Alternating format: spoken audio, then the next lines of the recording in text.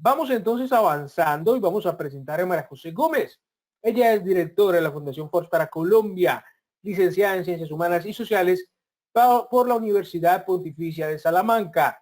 Es magíster en Cooperación Internacional por la Universidad Complutense de Madrid, en Políticas Públicas por Flaxo, Argentina, y también magíster en Violencia de Género por la Universidad de Valencia. Tiene además estudios de doctorados en estudios de las mujeres y ha realizado diferentes cursos en temas de género, derechos humanos y violencia en Harvard, Columbia y la Human Rights Education Association. Bien, vamos entonces a darle la bienvenida a nuestra conferencista el día de hoy. Vamos a invitarla para que active su cámara, su micrófono y nos comente cómo se encuentra el día de hoy, qué tal la energía y qué podemos esperar de este espacio que vamos brindando gracias a Fundación Unipymes y a Datipymes. Bienvenida. Bueno, una disculpa a la gente que nos está escuchando, ¿verdad? Porque por el tiempo que han estado esperando, hemos tenido a Carlos ahí haciendo una muy buena improvisación. Muchas gracias, Carlos. Y la idea es que pudiéramos conversar un ratito sobre competitividad, que es una palabra que escuchamos muy a menudo, pero que normalmente lo vinculamos a un espacio un poquito más macro, ¿ya? Hay algunos puntos en los que no me voy a detener, van a ver en la presentación porque nos estamos quedando cortitos de tiempo, pero la idea que quiero darles, lo que les quiero contar, sí vamos a tener el tiempo, ¿ya? Entonces, de lo que se trata un poquito, porque es a lo que yo me dedico y a lo que nos dedicamos en la fundación en la que trabajo, es a tratar de ver los fenómenos macro y que vemos como internacionales o globales o de presa, llevarlo a lo micro y llevarlo un poco más a lo personal, ¿no? Y cómo desde lo personal se contribuye a ello. Entonces, bueno, por hacer un repaso muy somero, sabemos que existen unos factores que influyen en eso que se llama competitividad, que no lo voy a definir todavía, denme un par de minutos y les explico por qué. Esa competitividad macro, ¿ya? Pues la inversión que se haga, ¿verdad? Pues uno puede ser más competitivo o menos, dependiendo de si tiene inversión, bien sea pública o privada, para desarrollar los elementos que a uno le hacen ser más competitivo o que a un país le hacen ser más competitivo. Las materias primas de las que el país disponga, ya estamos viendo ahora con la situación global que países que tienen materias primas como el trigo, por ejemplo, donde se corta una cadena de suministro, bueno, pues ese país va a seguir siendo competitivo más adelante, pero posiblemente va a disminuir la competitividad de otros países porque de eso dependen sus propios productos elaborados, ¿verdad? La inversión que un país haga en investigación más desarrollo, las competencias que se desarrollen en ese mismo país, la situación de la competencia, es decir, como país, cuál es mi ventaja respecto al resto de países, y eso depende, bueno, cuál es la situación que tiene Ecuador, Colombia, Bolivia, Chile, países que están, Perú, países que están rodeando a Colombia, países que están en la comunidad andina. Eso también ayuda a definir cuál es mi propia competencia. La situación de corrupción, por supuesto, porque se lleva muchísimo dinero al año, ¿no? Las evaluaciones de impacto que un país decide evaluar o no, cómo está haciendo su desempeño para saber qué es lo que puede mejorar. Si uno no evalúa lo que puede mejorar, pues es muy difícil que sea más competitivo cada año. La situación de salud de las personas también y eso lo hemos visto más claro con la pandemia, pero de esto también lo hablábamos antes de la pandemia. O sea, una persona, un país cuyas condiciones de salud, porque no tiene un buen sistema de salud, es precario, bueno, pues hace que la inversión tenga que ser muy alta. Un país como Colombia, por ejemplo, donde solo 44 de cada 100 estudiantes que ingresa a grado primero logra alcanzar el grado 11º, eso nos habla también de cuál es el perfil con el que salen las personas del sistema educativo, y ese perfil y lo que tienen y lo que son las personas es lo que define en una buena medida la competitividad de un país, ¿no? Bueno, esto entre un largo etcétera, me he querido centrar en esto, he querido priorizar estos, pero hay un largo etcétera de lo que no hablamos tanto, de lo que normalmente no es un tema de conversación cuando hablamos de programas sociales, incluso a veces cuando hablamos de programas empresariales que no lo llevamos a lo micro, pero eso es lo que define a los países, es la base de la productividad y de lo que depende el ingreso per cápita de las personas. en una buena medida, o sea, cuando uno piensa, sin querer confundir competitividad con productividad, ya cuando uno piensa en el país más productivo del mundo, Suiza, ¿no? Bueno, pues como la productividad está muy vinculada a la eficiencia, o sea, qué es lo que hago con los recursos que tengo, es lo que define finalmente la calidad de vida de las personas. Hay países cuya calidad de vida no es tan alta, pero que son muy competitivos. Por ejemplo, si pensamos en China, ¿no? China puede ser un país muy competitivo porque los horarios de trabajo los salarios son muy bajos y los horarios de trabajo de las personas son muy largos, ¿no? ¿Nos parece que ese es un modelo ideal de trabajo? Posiblemente no, pero ese es uno de los factores que hacen que un país como China sea competitivo. Pero este es un poco un tema más macro, es un tema del que estamos más acostumbrados a hablar y que necesitamos bajarlo un poco a un nivel un poco más personal, individual, porque todo esto, la corrupción, la competitividad, si se trabaja más o menos, depende de las personas, ¿verdad? Está compuesto de las personas, las instituciones, los gobiernos, todo está conformado por personas y de las competencias personales que tengan esas personas es de lo que va a depender el desarrollo de los países y, por supuesto, el desarrollo de carrera de las personas. Si nos están escuchando, posiblemente haya jóvenes de la Fundación que nos están escuchando, jóvenes que están buscando su primer empleo o gente que ya está trabajando en puestos medios administrativos, seguramente, y quiere entender qué puede hacer para ser más competitivo, ¿ya? Y cuando hablamos de ser más competitivo en el mundo laboral, estamos hablando de la empleabilidad. La empleabilidad son ese conjunto de características, habilidades y competencias que hacen que una persona sea más empleable. Es decir, que tenga más posibilidades de que sea seleccionado para un puesto de trabajo, ¿ya? Y fíjense que la cadena es tan larga, ¿no? Hasta conseguir un puesto de trabajo que no podemos centrarnos en los títulos que se tengan o los idiomas que se hablen. Hay otros elementos como cómo se elabora un currículum, incluso cómo uno se plantea hacer una entrevista, ¿no? Cómo uno enfrenta una entrevista personal. Ahora sí, para entrar un poquito más a definir la competitividad y para aterrizarlo de manera un poco más individual, bueno, la competitividad, al final, como su nombre indica, ya es la capacidad de competir. Hacer las cosas mejor que tu competencia, hacer las cosas mejor que la gente que tienes al costado, que le va a interesar el mismo mercado o hablando de personas que le va a interesar el mismo tipo de trabajo que te interesa a ti, ¿no? Que puede ser dentro de tu misma empresa porque quieres promocionar o puede ser en otras empresas.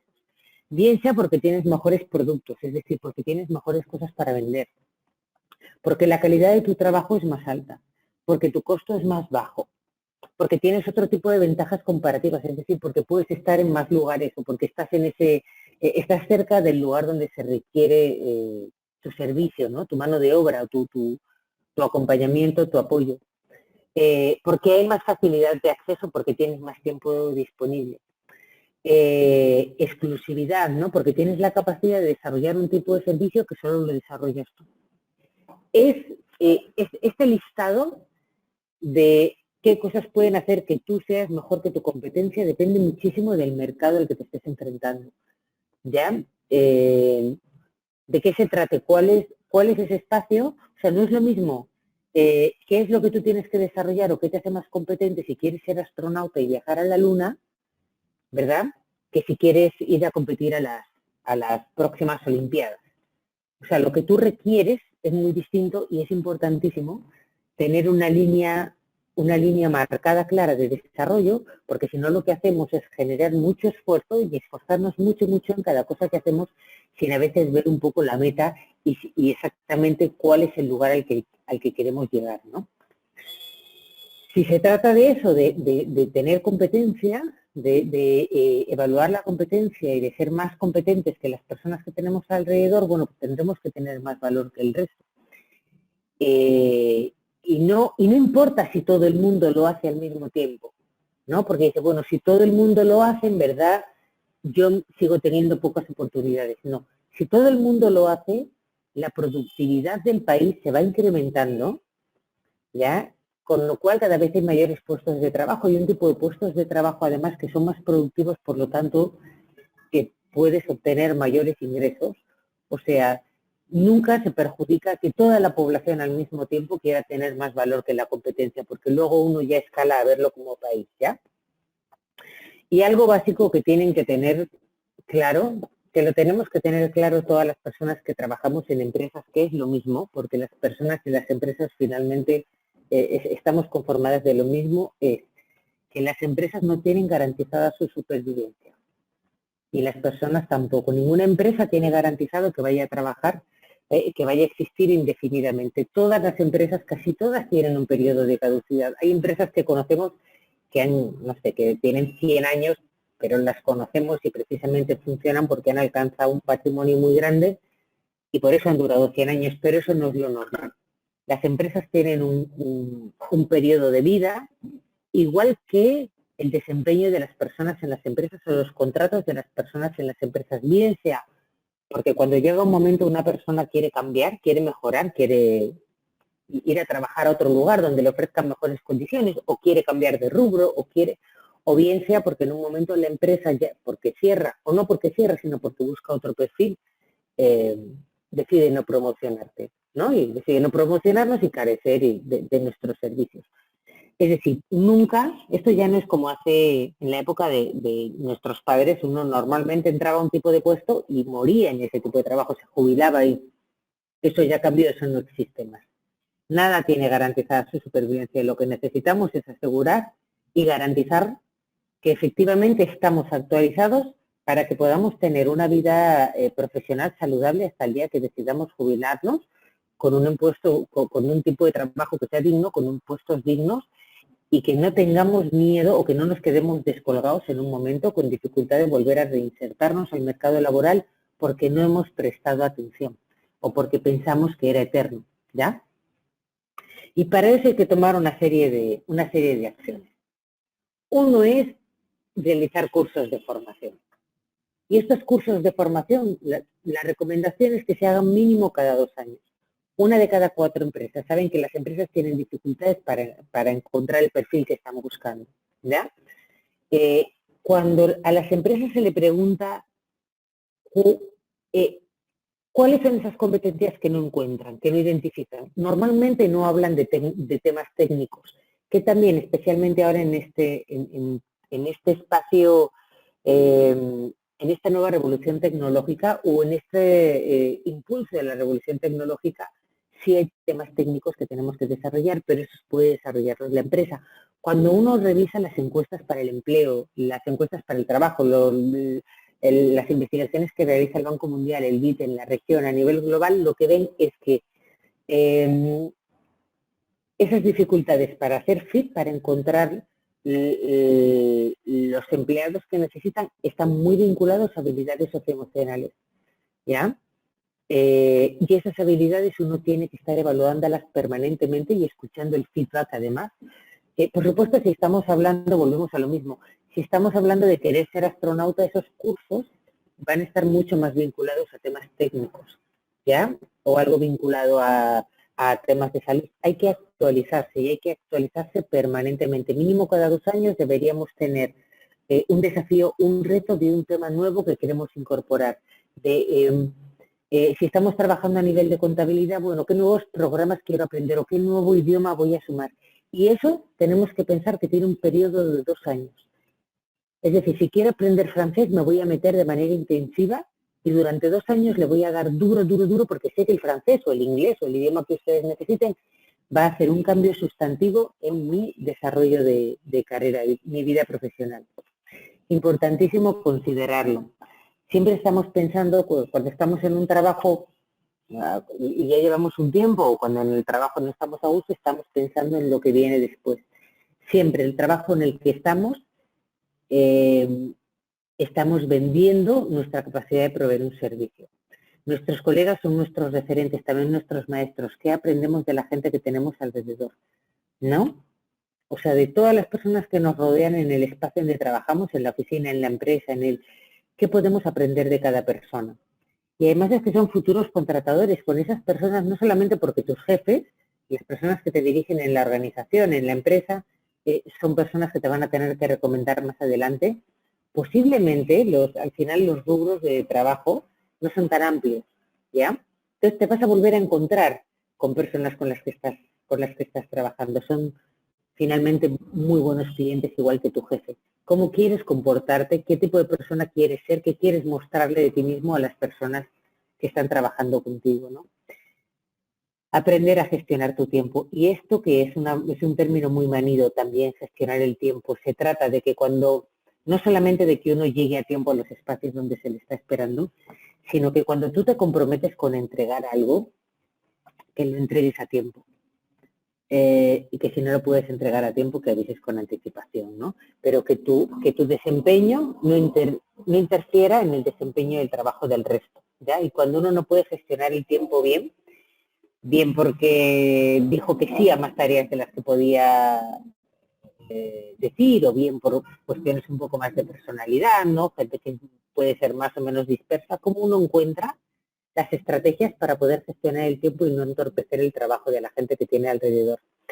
Especializarse cada vez más y cada vez más. Y a medida que uno se va especializando, se va haciendo más esencial y más importante en el lugar donde está trabajando. Para especializarse tienes que tener dos cosas. Uno, autoconocimiento, ser consciente de qué nivel de conocimiento tienes sobre un tema o sobre una competencia específica, bien sea transversal, no sé, como comunicación, liderazgo, o bien sea técnico, ¿no? El conocimiento de un software en concreto, por ejemplo. Y también ser muy perceptivo para ver qué es lo que está requiriendo el mercado a nivel de especialización y en qué se está especializando la gente de tu entorno, ¿no? Para que uno vaya encontrando su nicho de mercado. Algo que a mí me parece más importante que tener un doctorado o hablar 5 idiomas es saber ser compañero. Si la persona que te va a contratar identifica que tú vas a saber ser buen compañero y vas a tratar con respeto a la gente y vas a poner el hombro cuando lo necesite la empresa, tienes el 50% del puesto conseguido. Muy por encima de que tengas un MBA, muy por encima. ¿Cómo uno transmite cuando uno está en un trabajo que es una persona que es un gran compañero, alguien que pueden tener cerca, que es valioso tener a esa persona cerca y tenerla al costado? Eso pesa mucho más que la eficiencia a la hora de retener a una persona en un empleo, ¿ya? Una persona que puede aceptar desafíos, ¿no? Hay personas que vemos en nuestro entorno, en el lugar donde trabajamos, que tienen discursos más enfocados en una posibilidad. Cuando les planteas algo te dicen, pues va a ser difícil, yo creo que no se puede. Bueno, lo que todo el mundo quiere es tener personas alrededor que puedan aceptar desafíos, ¿ya? El tema del compromiso, las empresas, todo el mundo quiere que una persona que trabaje y se comprometa. A mí me parece que si bien hay un factor interno, hay un factor externo muy potente también. La empresa tiene que lograr que la persona se quiera comprometer, ¿no? Uno no puede querer comprometerse en un lugar de trabajo donde no lo están tratando bien, donde no lo están valorando, donde siente que el trabajo que está haciendo no está contribuyendo de manera sustentable con la sociedad. Y ser una persona honrada, que genere confianza, una persona justa. A la hora de pensar en ser más competitivos profesionalmente, nadie quiere contratar a una persona que sea soberbia, que te imagines que te va a tratar mal, ¿no? Por supuesto que uno quiere contratar a gente que tome buenas decisiones, pero también es válido contratar a gente que tome buenas decisiones casi siempre, no siempre, pero que sea una persona honesta y sepa reconocerlas. Eso es algo que, si ustedes se fijan, no es muy diferente a lo que uno quiere para la gente que quiere tener cerca fuera del trabajo. ¿No es cierto? O sea, finalmente lo que queremos es tener gente alrededor de la que nos podamos fiar, que sepamos que si hay un problema van a reaccionar, que te escuche cuando tienes algo que decir, que sepa comunicar las situaciones que tiene cuando están afectando a la relación o están afectando al trabajo. Han sido tantos años que nos han metido en la cabeza y que hemos venido escuchando la importancia del liderazgo, la comunicación, enfocado en competencias que a veces están más relacionadas con la autoridad, por ejemplo, ¿no? O con tener la razón, o con que nos hemos ido alejando de observar qué es lo que realmente la gente que uno admira, cuando se ponen a pensar, bueno, ¿a quién admiran ustedes? ¿Quién es ese tipo de persona al que admiran? Seguro que no es una persona ruin.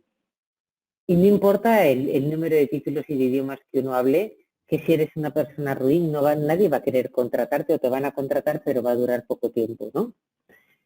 Dentro de la competitividad y para mejorar la competitividad de un país, y voy a ir un poquito más rápido para dar un ratito las respuestas, está el tema de la contratación de mujeres, no solamente porque sea un tema de derechos, de que ya toca y ya está bien, y porque ya hay mucha evidencia de lo que implica contratar a mujeres, ¿no? Sino porque a la hora de considerar mujeres para puestos de trabajo, especialmente para puestos directivos, se accede al mejor talento disponible. ¿Y qué quiero decir con eso?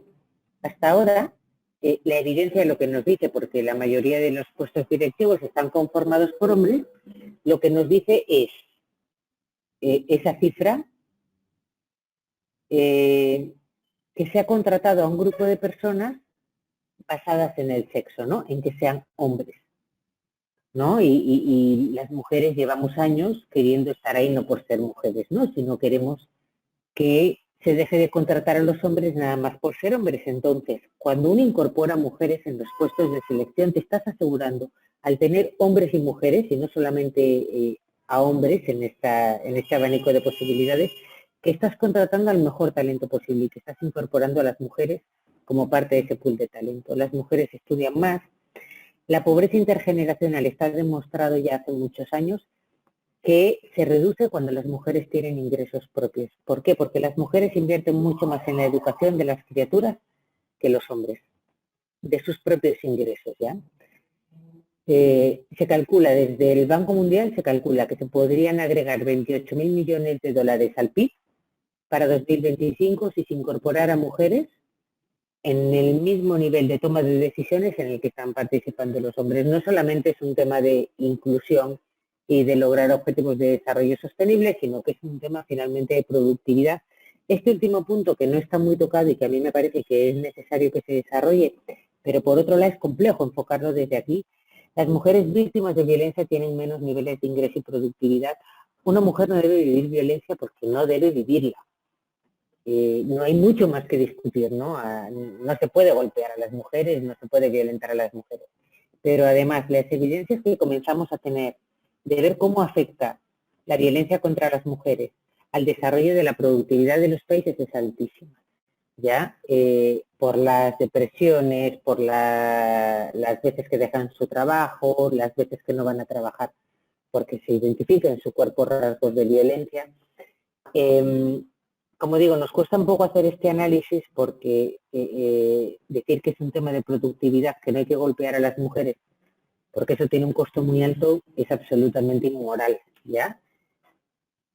Y sin embargo, es necesario que comencemos a posicionarlo también como un tema económico, como un tema más para terminar de convencer a quien sea que falte de convencerse para que se invierta en acabar con la violencia, ¿no? En que los hombres dejen de golpear a las mujeres de una vez.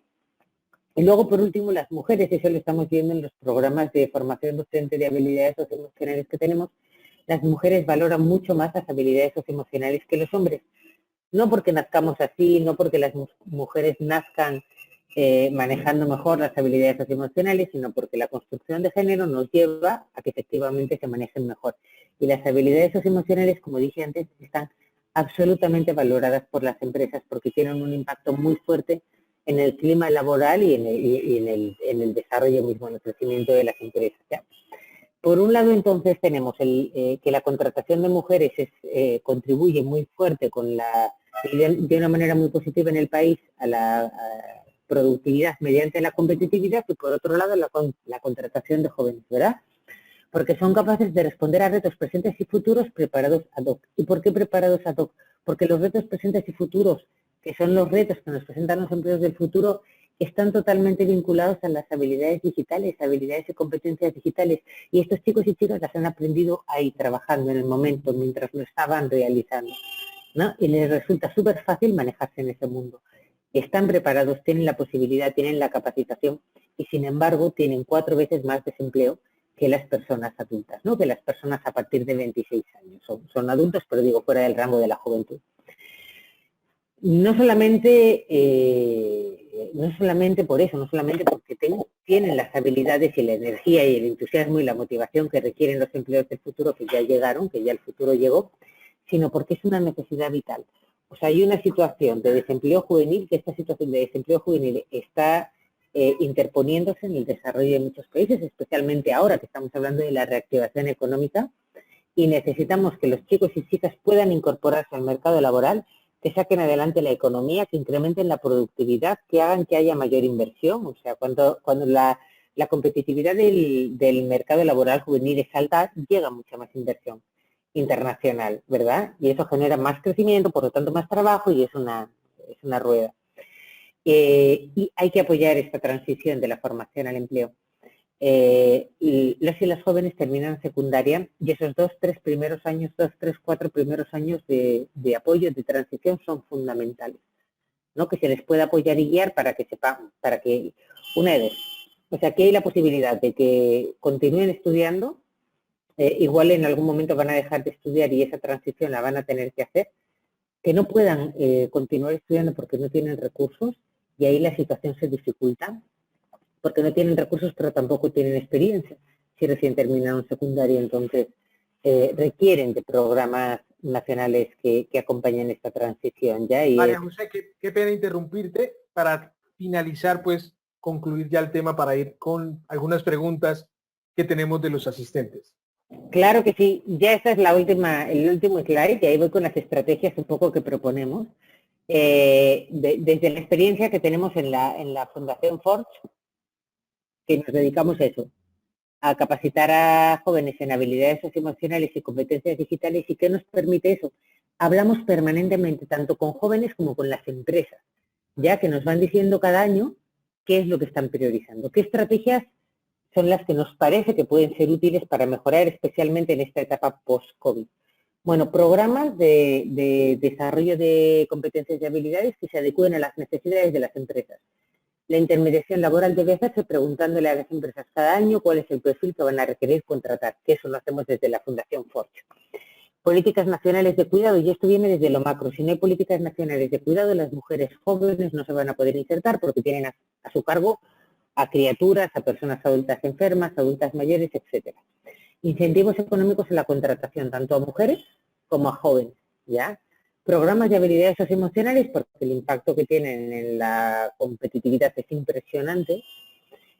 Otros programas de formación y actualización, y como dije hace un ratito, me enfocaría en temas de competencias digitales, flexibilidad laboral, porque esto va a permitir contratar a jóvenes que puedan continuar al mismo tiempo estudiar, y flexibilidad laboral también para hombres y mujeres para que puedan conciliar el espacio público con el privado, y realizar auditorías. Las empresas ahí no saben cuál es el número de jóvenes que tienen contratando, o si tienen mujeres o no las tienen, o cuál es el volumen de ingresos o de pagos que va dirigido a estos grupos por los que apostamos de cara a la competitividad. Bueno, he ido muy rápido, pero quería no dejarme nada en el tintero, ya quería poder plantearles las ideas que tenía para ustedes. Y bueno, y con mucho gusto ahora les voy a dejar de compartir pantalla, ¿está bien? Y con mucho gusto escuchar y atender si tienen alguna pregunta. Claro que sí. Bien, antes de ir con la pregunta, vamos con nuestro acostumbrado sondeo que ya aparece en sus pantallas. ¿Se desarrolló con claridad la sesión de hoy? ¿Sí o no? Los invitamos rápidamente que participen de este sondeo, pues es la forma que nosotros tenemos para evaluar a los conferencistas. Recuerden que la Fundación Unipymes y en Latinpymes siempre procuramos traer a los mejores profesionales junto a los temas de actualidad. Vamos entonces a invitarlos para que participen de este tema. Y vamos también con unas preguntas que ya tenemos aquí para nuestra conferencista el día de hoy. Entonces la invitación rápidamente para que participen de este sondeo y poder avanzar entonces con algunas preguntas antes de finalizar pues esta sesión de charla empresarial. Bien, vamos entonces avanzando, vamos a esperar unos segundos más para que todos los asistentes puedan participar de este sondeo.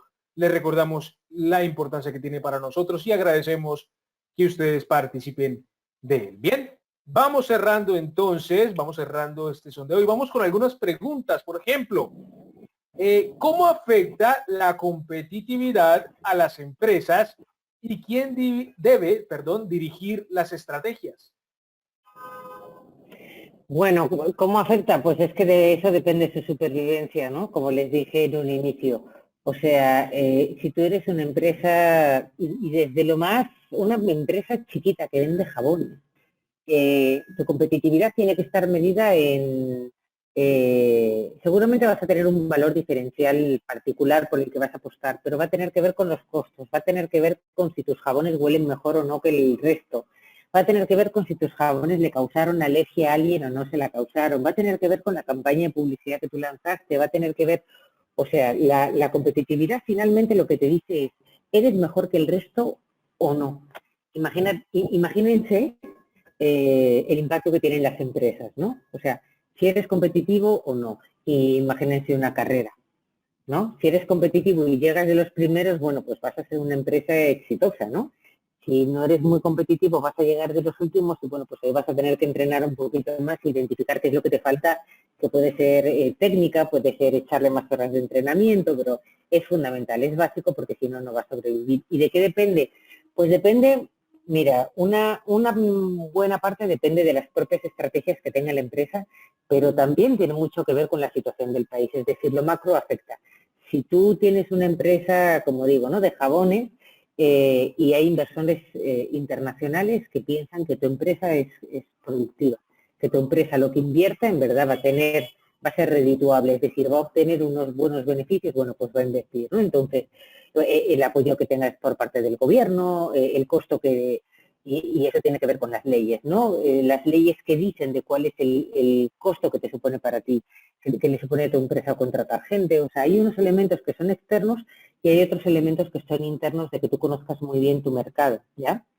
Entonces, al final tú vas a competir la mayor parte de las veces con gente de tu mismo país, de tu mismo entorno. Tú vas a estar en Colombia rodeado de otras empresas colombianas que van a tener el mismo marco legislativo, ¿no?, el mismo marco legal, las mismas políticas públicas posiblemente. Entonces, ya depende de cómo te centres tú en desarrollar esa competitividad a nivel interno en tu propia empresa, identificando tu competencia y viendo en qué, cuáles son los elementos en los que tú puedes ser mejor. Perfecto. También nos preguntan, ¿de qué forma marca la tecnología la competitividad en las empresas? Mira, antes de la pandemia decíamos que lo marcaba dependiendo del tipo de empresa que seas. Ahora no hay discusión, ¿no? Por varias razones. Uno, por cómo las empresas de tecnología están copando el mercado y cada vez requiriendo más mano de obra, ¿no? Que eso no sé, pues por ejemplo el tema de la nube, ¿no?, o el tema de programación, pero no solamente por eso, sino porque cualquier tipo de trabajo, piensen por ejemplo medicina, en consulta médica, atención. Cuando antes doctores o personal sanitario se dedicaba una parte del tiempo a atender a pacientes, pero una muy buena parte del tiempo se dedicaba a rellenar formularios y hacer procesos administrativos. Como la inteligencia artificial o la tecnología lo que ha hecho ha sido reducir esos tiempos de trámites administrativos, lo que hace es permitir a ese personal sanitario que le dedique mucho más tiempo al paciente y a lo mejor se puede dedicar más tiempo acompañar la salud emocional o personalmente a ese paciente, ¿no?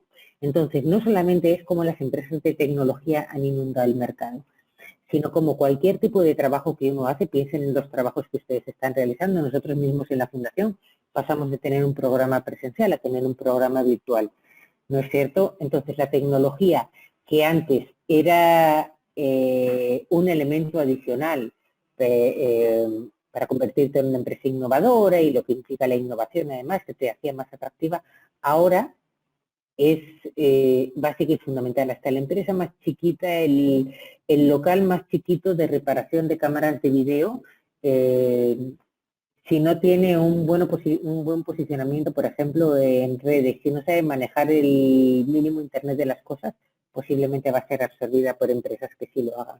A todos los niveles es fundamental. Perfecto. Vamos a darle espacio a Joe Silva. ¿Quién tiene alguna pregunta de nuestros asistentes? Bienvenido, Joe. Muy buenos días, Carlos y María José. Tenemos una pregunta, dicen, ¿cómo manejar el tema de la competencia que quiere contratar el mejor recurso humano de una compañía? Pues logrando contratarlo uno.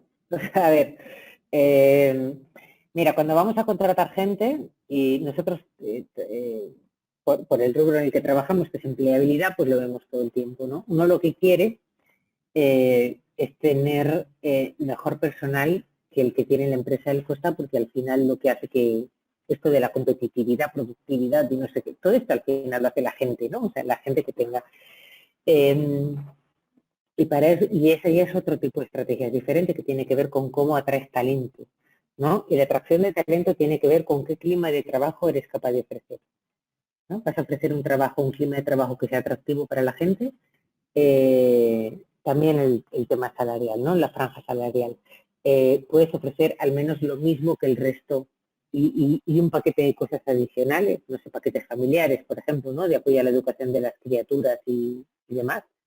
Puedes ofrecer formación, puedes garantizar formación para que la persona se desarrolle y desarrolle una línea de carrera dentro de la empresa. Lo que tienes que hacer es volverte más atractivo y esto al final es como una relación, ¿no? O sea, ¿qué es lo que tú tienes para ofrecer? Que lo que le ofreces a esa persona es mejor que lo que le puede ofrecer la persona, la empresa del costado. Y por supuesto hay cosas que son circunstanciales, como por ejemplo la distancia. Puedes tener muy buenas condiciones, pero si una persona va a demorar 2 horas en llegar y le van a ofrecer otras condiciones que no son tan buenas, pero que está a 10 minutos de su casa, ahí hay poca posibilidad de competir, ¿verdad?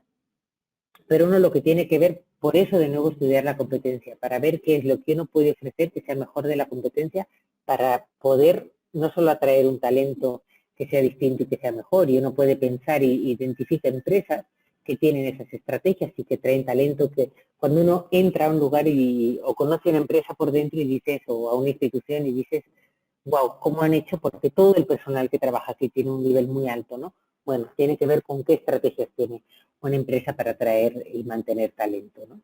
Con todo lo que le puede ofrecer para que la persona vaya a trabajar y esté trabajando en un lugar donde diga, este es el lugar donde quiero estar. Porque me gusta, porque contribuyo con algo, una causa que es mayor, porque me tratan bien, porque me reconocen, porque tengo posibilidad, porque hay cierta flexibilidad, porque tengo posibilidad de crecer, en fin, por un número de cosas muy variadas, ¿no? Perfecto. Y ya para finalizar tenemos esta pregunta. ¿Cómo afecta a los cambios de entorno la competitividad y de qué forma podemos prepararnos para afrontarlos? Mira, a ver, ¿de qué forma podemos prepararnos? Está un poco más difícil porque no sabemos qué es lo que puede venir, pero sí es cierto que la pandemia nos dio algunas lecciones, ¿no? Como por ejemplo, si la mitad de personas en Colombia tenía acceso a Internet, ¿cómo íbamos a garantizar el trabajo en Colombia, pero ha sido en toda Latinoamérica, ¿no? En toda Latinoamérica lo que vimos fue que se puso como alternativa, se planteó como alternativa el trabajo remoto cuando, como digo, la mitad de las personas aproximadamente, y en algunos países solo el 30%, tiene acceso a Internet, ¿no? Entonces, el tema de garantizar Internet hoy en día a nivel nacional, y eso es un tema público, ¿no? O alianzas público-privadas, es fundamental. Lo otro, y en la misma línea, si no se podía garantizar que si el 35% de personas promedio tenía antes de la pandemia acceso a un dispositivo, ¿no? ¿Cómo garantizas el derecho a la educación o la formación continua de personas que no tienen un soporte para estudiar? Es decir, hoy si algo sabemos es que la manera de prever que vamos a estar avanzando en un desarrollo inclusivo es que garanticemos mínimo dispositivos electrónicos e Internet para todas las personas. Porque si no, lo que estamos generando es que haya un grupo de personas en esta revolución que está avanzando tan rápido que se puedan subir al carro, o sea, que efectivamente puedan desarrollarlas, y la brecha que se va a generar con personas de zonas rurales, población indígena, personas enfermas, personas que viven con discapacidad, si no tienen acceso a estas tecnologías, va a ser brutal y vamos a tardar los 10 años que nos costó ir acortando esa brecha, bueno, pues vamos a volver a tardarlos nuevamente, ¿no? Necesitamos, si bien hay cosas que no se pueden prever, lo que tiene que ver con acceso universal a Internet como derecho es básico. Perfecto, María José, muchas gracias por estar con nosotros hoy en este espacio, por compartir esta información con los asistentes del día de hoy. Muchas gracias. Gracias a ustedes. Perfecto, bien. A ustedes, señoras y señores, les agradecemos la atención durante la sesión de hoy. Los esperamos en nuestra próxima charla empresarial, que será el próximo miércoles, de este no, sino el miércoles 20, donde hablaremos de blockchain y lo que representa para las empresas. El objetivo, explicar las funcionalidades de esta tendencia y los beneficios y retos de la misma. Entonces, la cita el próximo 20 de abril, cuando hablaremos de este tema tan importante. Bien, nos veremos entonces de 11 a 12 de mediodía el miércoles. Hasta pronto.